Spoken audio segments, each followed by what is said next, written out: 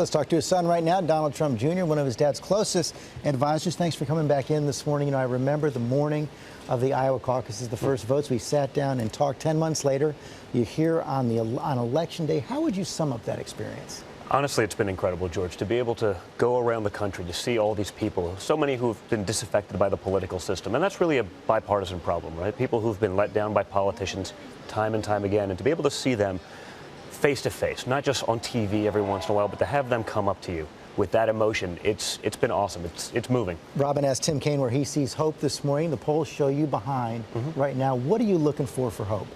So I want everyone to turn out. People who've been let down by the system, I want them to turn out. I want them to vote. I want them to bring their friends, and we'll see what happens. I mean, I have seen that from so many people that come up to us and they're screaming, "We love you, keep doing what you're doing." And I've had just as many people come up to me and say, "We love you, keep doing what you're doing." You know, they've been put in a box, oftentimes by the media, by a false narrative that's created out there. You know, they can't be as vocal about supporting Trump, and it's going to be really interesting to see how that turns up. But you know, you saw your father last night at some of those rallies say if he loses, this whole thing has been a waste of time. Is that what you think? You know, I don't know about that. I mean, I think I'd love to see politicians wake up that they actually have to start supporting their constituency, the people they're supposed to represent. What I've seen in this process, it's been government of the elite, by the elite, and for the elite. We've seen it, whether it be all of the corruption that's out there, all of the nonsense that we've been reading about over the... You know, I don't think that's what the American people want. The American people want to be represented.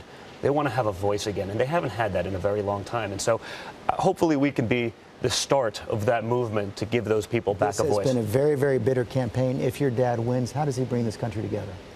Listen, I think he has to start by doing a lot of what he's been doing. You know, I was in Detroit yesterday. My father's gone into the inner cities. He's gone to places where traditional Republican candidates wouldn't go, where they wouldn't even think about bothering to campaign, because he knows he has to be president for all of America. And so he's going to go into those places and make sure that he follows through on his promises. And if he loses, will he work to bring the country together? I imagine he will. You know, again, we've all grown a lot during this process. We've all learned a lot. It's easy to be glib when you're in New York City and you work at a successful business and family, but he's seen those people. He's been watching them for 18 months. Their American dream has been exported to foreign countries, and someone else is living that dream. You know, we want to bring that back, and we want to do that as best we can, regardless of the outcome. Thanks for coming in this morning. Thanks, guys. Thank you. Well, that morning in Iowa seems like a long time ago with your brother, doesn't it? It seems like yesterday. I always say the last 18 months has been the longest 10 years of my life. Right. So thank you. thanks, Robin.